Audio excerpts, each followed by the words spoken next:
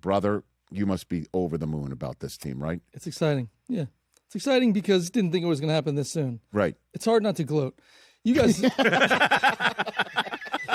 But I feel like in light of how Belichick has been treated, and I know this has been covered exhaustively, but it gives a little bit more room to be proud. Do you know what I'm saying? What do you mean?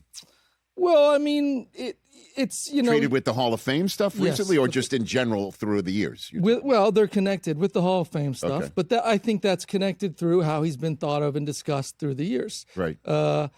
You know, it's. I don't mean to say that it diminishes in any way Bill Belichick. Right.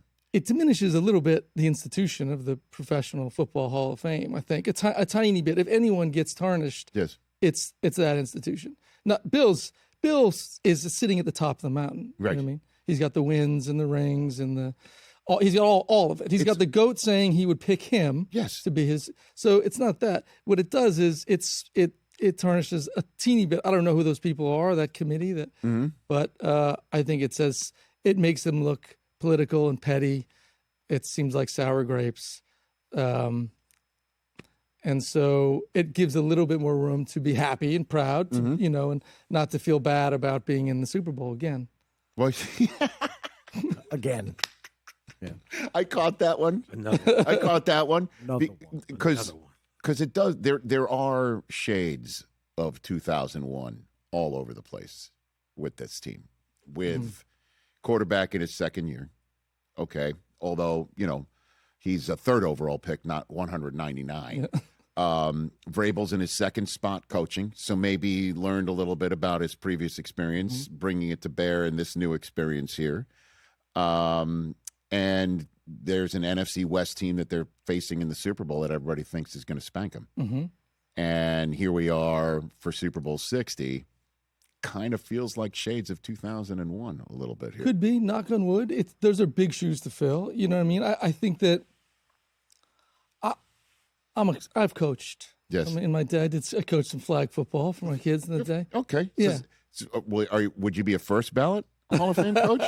Is there something we need to know? Not yet, but I'm good with that. Okay. You know, but what I would say to the Patriots, what I have told my kids, the team that I coached, I prioritized team culture. You know what I'm saying? We didn't all. I like to have the same kids. I had them for 12 years of coaching. Right? Jeez. Same group. It was great. Sometimes, and we won a lot.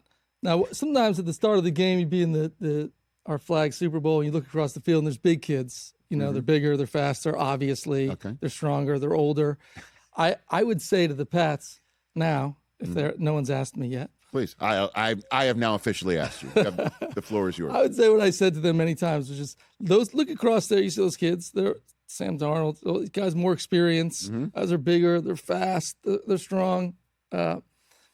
But who wins the game is not the team with the best players. Who wins the game is the players with the best team. We had the best team because we had been played together for a long time. We had good energy, good spirit. I think the Pats have a winning attitude.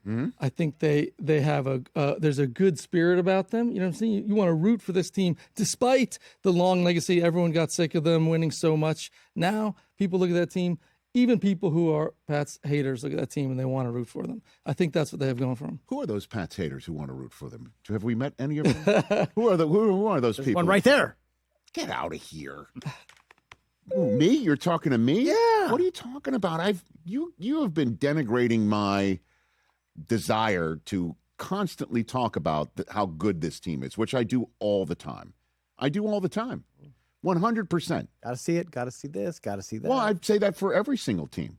I say, and all they've done is win games. Now, I don't think Sam Darnold is going to pull the pin on the football and flip it up like a grenade like C.J. Stroud did 2 weeks ago. He might be forced to. Or chest pass it like, Jarrett Stidham did. But those were in the face of pressure that the Patriots defense is 100%.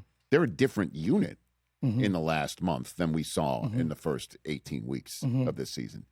Milton Williams coming back is pretty big. This is the real deal. Can I ask you a question? Please, Casey. If you were in the last game they won they deferred. They at the top of the game, right? Yeah. If you knew that the weather was coming in. Yes. You knew that, maybe you've talked about this, I don't know. Go for it. You knew that there's a giant storm coming in. Everyone can see the forecast. It's right on the edge of the stadium. You know you're getting snow in a minute. Right? Before halftime. Mm-hmm. Wouldn't you want to have the ball first so that you can score and then just play defense, counter your defense when it's a storm and there's ice and snow and no one's going to get very far? Right. Why did they do that? Because they're the kings, and McDaniels at the, at the if you will, forefront of the Belichick era on offense after Charlie Weiss, moved on.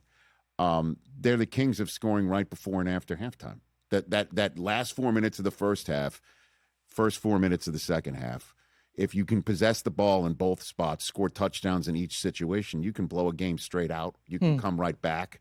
You can do whatever the heck you want. And they were the kings of that. Brady was the king of that. Yeah. Brady was the king of, like, oh, gosh, he gets the ball with 30 seconds to go. He's going to at least get Vinatieri a shot at 3. Or at the beginning of the first half, 100% after the adjustments, they're going to sit. You're going to put McDaniels and Belichick and Brady in a spot where I'll give you 15 minutes to figure this thing out. You're going to lose. Yeah. I mean, it happened all the time. I just think that's why, pretty much. But obviously, the snow coming in did change some things. Hey, you made it all the way to the end. Thanks for that. Check us out every single day streaming live on Disney Plus and the ESPN app 12 to 3 Eastern.